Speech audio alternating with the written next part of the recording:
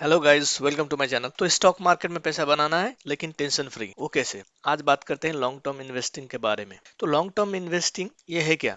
तो long term investing का मतलब होता है अच्छी कंपनीज के शेयर को आप सालों साल तक होल्ड करें, चाहे मार्केट शॉर्ट टर्म में ऊपर या नीचे हो, उससे मतलब नहीं हुआ। इसमें हम डेली बेसिस में ट्रेडिंग नहीं करते, जैसे डेली बेसिस में बाय हुआ सेल हुआ, ये सब हम लोग नहीं करते हैं, बल्कि कंपनी के बिजनेस ग्रोथ पर फोकस करते हैं। तो अब आ जाते हैं ये लॉन्ग टर्म इन्वेस्टिंग क्यों करना है। तो इसमें से देखिए, हम लोग का वेल्थ टाइम के हिसाब से ग्रो होते जाता है और हम लोगों को पावर ऑफ कंपाउंडिंग का बेनिफिट मिलता है। पावर ऑफ कंपाउंडिंग ये मतलब ये हुआ कि आपका एवरी ईयर आप जो इन्वेस्टमेंट किए हो, वो इन्वेस्टमेंट का सर्टेन परसेंटेज ऑफ रिटर्न आपके टोटल इन्वेस्टमेंट में बढ़ता जाता है। और दूसरा होता है कि आपका ये मार्केट वोलेटिलिटी जो है, उससे हम लोग का इन्वेस्टमेंट में उतना इम्पैक्ट नहीं रहता है। और भी कई सारा रीजन है, जैसे हम लोगों का स्ट्रेस और ओवर ट्रेडिंग भी कम होता है। और हम लोगों के वॉरेन बफेट ने भी कहा हुआ है कि स्टॉक मार्केट पैसेंस वालों को रिवार्ड देता है। तो हम लोगों को क्या करना होगा, जब भी हम लोग को स्टॉक में इन्वेस्ट करना है, तो हम लोग को हाई ट्रेडिंग वॉल्यूम जिसमें हो वो सब चीज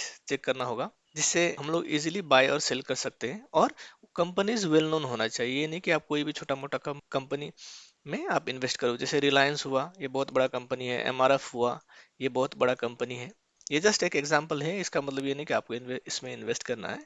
आपको कंपनी चूज करने के टाइम में बड़ा कंपनी चूज करना है। देखिए, वॉरेन बफेट क्या बोले थे, स्टॉक उस हिसाब से आपको लेना है जिस हिसाब से आप घर खरीदते हो। जैसे घर खरीदने के टाइम में आप लोग प्लान करते हो कि कौन सा जगह में घर लेना बेटर होगा, वो वहाँ फ्यूचर में कहीं एयरपोर्ट बनने वाला है, मेट्रो बनने वाला है, वैसा एरियाज में आप लैंड लो, घर लो, तो क्या होगा, लॉन्ग रन में आपका वो घर का वैल्यू बहुत हाई हो जाएगा। ये है process of wealth creation bye long term investing. तो लॉन्ग टर्म इन्वेस्टिंग में मेन चीज जो ध्यान देना होगा हम लोगों को, पैसेंस होना होगा और कंसिस्टेंट होना होगा। आपको कोई भी स्टॉक खरीदे हो तो उसमें आपको बने रहना होगा, और हम लोगों को रिसर्च अच्छा खासा करना होगा बिफोर इन्वेस्टिंग। और लास्टली हम लोगों को पोर्टफोलियो डाइवर्सिफाई करना होगा। इसका मतलब ये है कि ये नहीं कि आपका सारा का सारा पैसा एक ही स्टॉक में लगा दे। फॉर सम रीजन अगर वो स्टॉक क्रैश हुआ तो आपका सारा पैसा चला जाएगा। इसलिए आपको पैसा डिस्ट्रीब्यूट करना है। कुछ पैसा आपको एफएमसीजी में लगाना है ना, कुछ पैसा आपको बैंकिंग में लगाना है, कुछ पैसा आपको सीमेंट वाला इंडस्ट्रीज में लगाना है। तो ये क्या हुआ, आपका पैसा डिस्ट्रीब्यूट हुआ।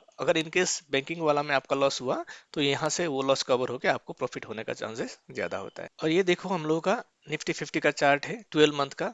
यहाँ देखो 2006 में इसका प्राइस करीब 2000 चल रहा था, आज कितना है 26,000। जैसे वैसे ही निफ्टी बैंक का चार्ट देखो आप, 2005 में करीब कितना था, 5000 में चल रहा था ये, आज कितना है, अराउंड 60,000। तो लॉन्ग टर्म में क्या होता है, इन्वेस्ट करने से आपका पैसा ग्रो होगा। और लास्ट में 5 ट्रेडर को आप सब्सक्राइब कर सकते हो।